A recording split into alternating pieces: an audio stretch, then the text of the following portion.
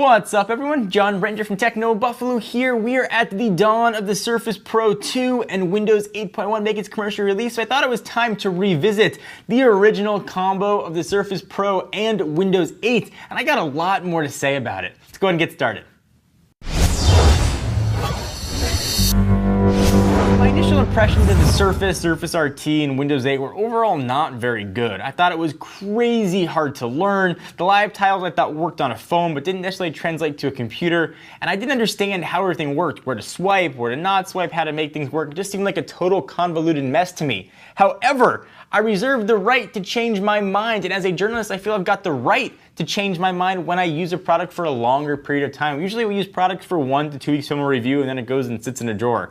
Not so with the Surface Pro. So let me give you a bit of a backstory. About 6 weeks ago, it was a weekend, it was a Saturday afternoon, I was sitting at home and I had to do some updates on Techno Buffalo. I went to fire on my MacBook Pro and was having some issues and wouldn't turn on. So I went to the only other computer I have in my house, the Surface Pro, that I had not used since probably about a year ago, and I forced myself to learn how to use it. And that's where I started to see the beauty and the elegance of Windows 8. It took me crazy amount of time, probably about 10 days, to really go through it, force myself to use it and learn it, so I really started to enjoy what it does. So I thought I'd update my review. It's not really a Surface Pro review or Windows 8 review, more of an update of the combo, and you can extrapolate what works for Windows 8 devices in general and what's unique just to the Surface Pro. Let's go ahead and get started. So the first big issue I had was I had no idea what all the gestures did or how they worked. My big one was in Internet Explorer. Well, now when I fire up Internet Explorer, I know how to use it. So I didn't know where the favorites were going to go. When you go ahead and open up a browser, the favorites pin themselves all the way over to the right. If you swipe on over, you can see them. I've got a demo account here, so you can't see all the other sites I've used. That was sort of the first thing that I didn't know. I discovered that it became very easy. Also, I had preconceived notions about Internet Explorer, like probably a lot of you do. I didn't want to use Internet Explorer, but the more I used it, at least on the modern UI side, the more I enjoyed it. It's a pretty elegant browser and it worked very well. The tabs, it didn't make sense to me how the tabs work. Now I clearly realize you swipe down, all your tabs are there. You can select the one that you want or move over, select it or deselect it, close it, whatever you want, all your options are right there.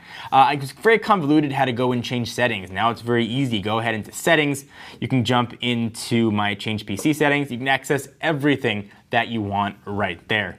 I also had issues here with how the touch cover worked, and that's sort of still maintained. It's not very accurate. If I go ahead and hit the letters, they don't always translate very well. I got to go back and edit and delete. But I do think, though, the combination of the touch cover and the Surface Pro is a really nice combination.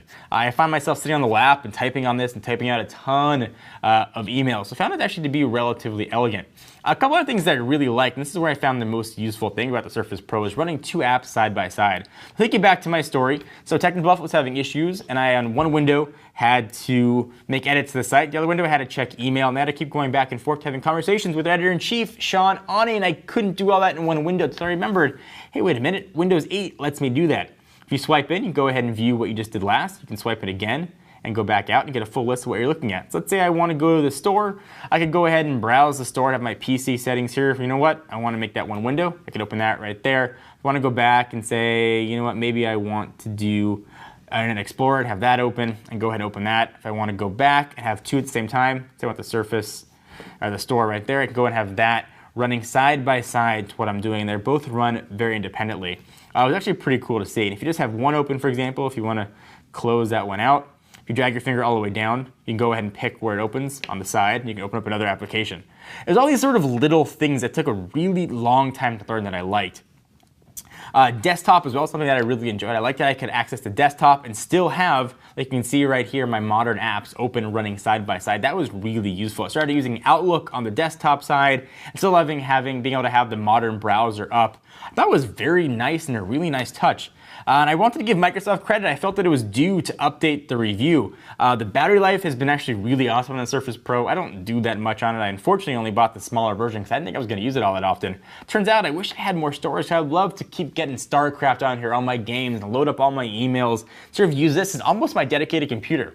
I do most of my editing for Techno Buffalo and Final Cut, so I'm not going to replace my office iMac, but I can really see myself only using this at home. All those commercials where people talking about using the Surface instead of an iPad, I get now. I like that I can watch Flash video on here. I don't have to worry about opening up an app to watch YouTube. I can go right to YouTube on here. And it just works. The finger sensitivity is awesome. The multi-touch works really well.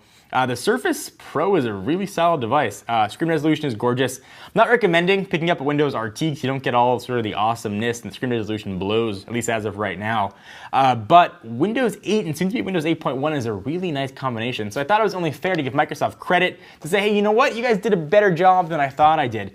And third, it's only fair to the audience if I change my mind to share those impressions. So what do you guys think? Have you given Windows 8 a fair shot? I think you got to give it a good 10 days of really dedicated use to learn how to use it. And that's a huge learning curve. For someone who's willing to give it that time, you really enjoy it. If you're coming from Windows XP and just want to start using a computer, you're going to have a really hard time understanding what the heck is going on here. But after my 6 weeks, I'm going to continue using the Surface Pro, and I'm really excited about the Surface Pro too.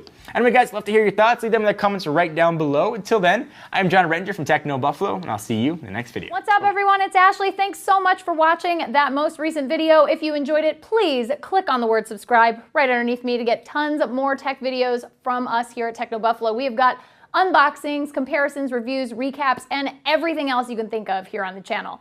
If you're in the mood for more technology, just click right over here to check out some of our most recent videos. See you next time, humans.